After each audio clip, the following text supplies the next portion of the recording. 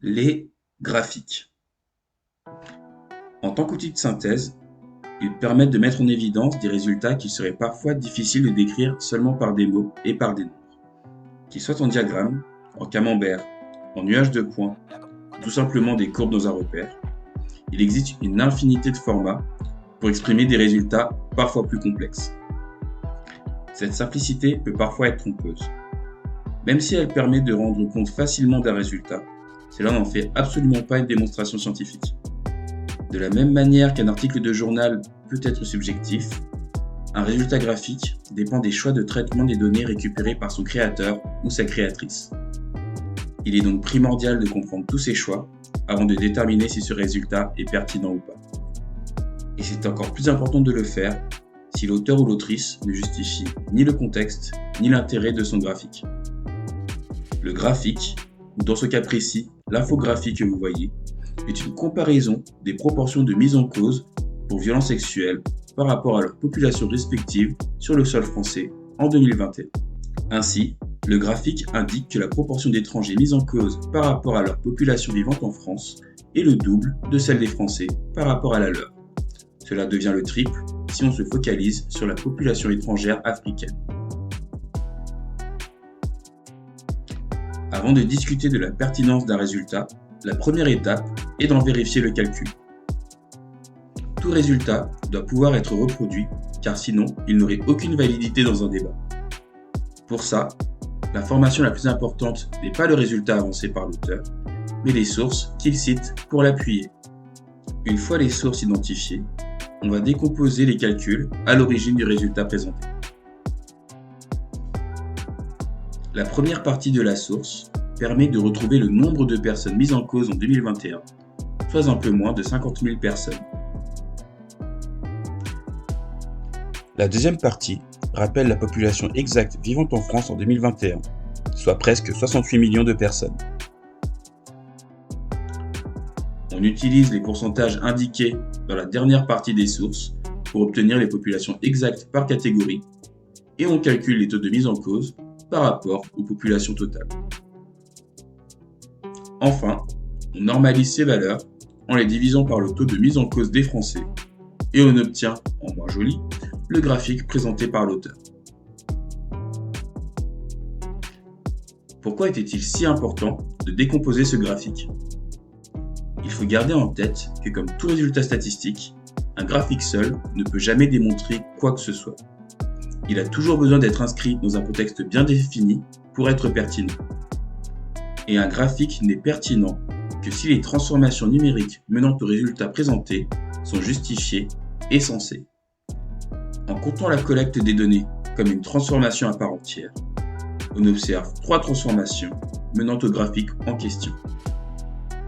Sans rentrer dans le détail des opérations, gardez en tête que plus celles-ci sont nombreuses, plus le résultat présenté est subjectif et nécessite d'être discuté en l'absence d'explication de la part de l'auteur.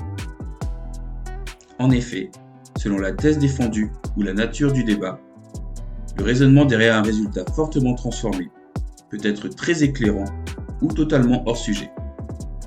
Dans le cas du graphique de Marc Vanguard, on remarque qu'il fait le choix très original de normaliser les taux de mise en cause par population selon le taux de mise en cause français. Cette transformation a pour effet d'attirer l'attention sur l'écart entre les taux comparés, quitte à masquer les proportions réelles auprès des lecteurs et des lectrices. Sans justification explicite de ces choix de modélisation par l'auteur, on ne peut que douter de la pertinence de ce graphique, et ce, pour 2 raisons. La première, c'est que les taux de mise en cause ainsi comparés restent dans tous les cas très faibles et ont la même ordre de grandeur.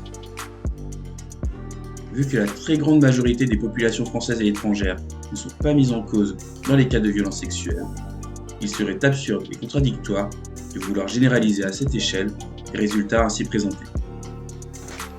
Par ailleurs, sans contextualisation du graphique, on ne peut pas savoir si le but est justement d'étudier la population des personnes mises en cause ou au contraire d'obtenir des conclusions plus générales sur la population totale vivant en France. La deuxième raison concerne le choix même de comparer des taux normalisés, sans fournir de chiffres concrets et matériels pour pleinement apprécier ces résultats. Un taux est une valeur relative, c'est-à-dire que c'est un résultat qui repose sur la comparaison entre deux valeurs normalement absolues, ou du moins dont l'impact est connu. Celles-ci sont intéressantes pour communiquer facilement des informations à la fois plus complexes et plus pertinentes, pour peu que les destinataires comprennent l'impact des valeurs ainsi transmises. Mais si le sens de la valeur relative transmise n'est pas bien compris, l'effet sera contre-productif et risquera même d'induire une mauvaise compréhension auprès des destinataires. Dans le cas du graphique, un taux normalisé est la valeur relative entre deux valeurs déjà relatives et non standards. Ce graphique pourrait donc fausser la perception du profil type des mises en cause dans les cas de violence sexuelle et conduire à surestimer la part des mises en cause étrangers, alors qu'ils sont largement minoritaires, comme indiqué dans la source. Que retenir de cette analyse de graphique? Déjà, qu'un résultat graphique est un résultat numérique comme un autre. Si vous avez déjà vu et retenu ma vidéo sur la pertinence des chiffres, vous comprendrez qu'un résultat graphique n'échappe pas aux règles qu'un résultat numérique doit respecter pour être pertinent. C'est pour cela qu'il faut se méfier des résultats graphiques présentés sans contexte et sans connaître l'idée que défend explicitement l'auteur. Un graphique doit illustrer une idée ou une position de manière claire et non équivoque. Et pour cela, le lecteur doit comprendre le sens de toutes les transformations appliquées sur les données ainsi collectées. Si ces transformations ne sont pas justifiées et expliquées par l'auteur, il est possible que le but ne soit pas de convaincre, mais de manipuler votre opinion sur ce que le résultat graphique vous évoque. Malgré tout, même si les résultats numériques et graphiques ne sont pas si simples à comprendre et à utiliser dans un débat, vous comprendrez dans la prochaine vidéo pourquoi il est hors de question de se baser sur les faits divers et les événements ponctuels pour se former une opinion sur un sujet plus général. Et comme toujours, n'hésitez pas à vous abonner si le contenu vous plaît toujours jusque-là. À bientôt!